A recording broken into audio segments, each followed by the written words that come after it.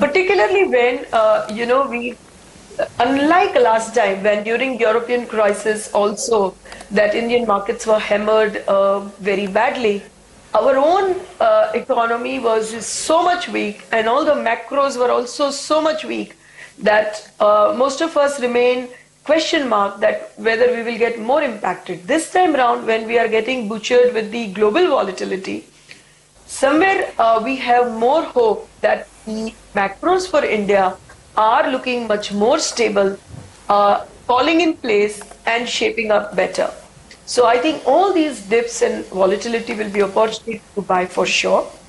I would recommend to remain invested or build portfolios little overweight around everything which is domestic consumption, because the key theme I think that will play out over next year will be how the purchasing power is increasing in the hands of consumer with reduction in both inflation, a bit in interest rate over the year, and of course the fuel cost. So all this will lead to splurge in domestic consumption, and which is where investors should accumulate. Okay, Amisha, just hold that thought. We're just getting which way. And Amisha, getting back to our conversation with regards to the markets then, wanted your thoughts on the aviation space, even if you don't want to talk about specific stocks, your sense in terms of aviation right now.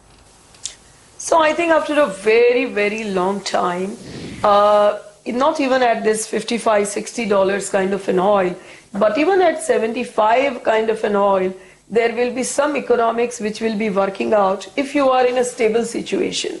So I think, the traffic in India is likely to grow. There's no doubt about it. Competition has been on a decline.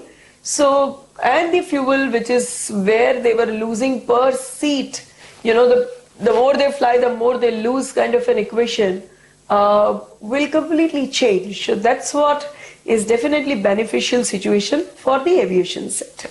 Okay, we'll be watching out for today's market internals and institutional activity, because from Reuters we believe that there is some aggressive buying by LIC in market, which was on expected lines really with the way the market was falling. But Amisha, the last leg of market fall has come on account of banking.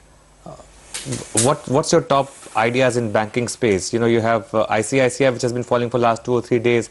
SBI has corrected. What would be your top 2 or 3 ideas in the banking pack? So since ICICI does have, some of the businesses which is global, I believe, if I'm not mistaken, maybe 15 to 18% of their balance sheet is global.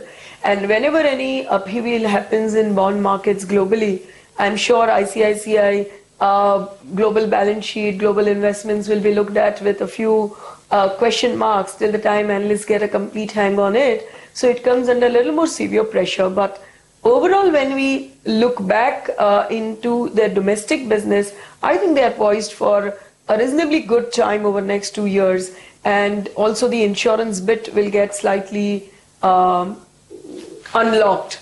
Beyond that, ICICI Bank, HDFC Bank in mid-cap segment, we like Federal Bank a lot. And we think that all these declines should be truly used to accumulate the stock for a reasonably very good appreciation, as the strong management, their focus on the right segments and the NPS cycles probably settling down sooner than later will re-rate the stock further in days to come. Okay. Amisha, how would you approach the entire IT space, say for the likes of TCS? Have you all pruned your estimates post the Friday analyst meet? So we do have pruned our estimates by about 3.5% to 4%.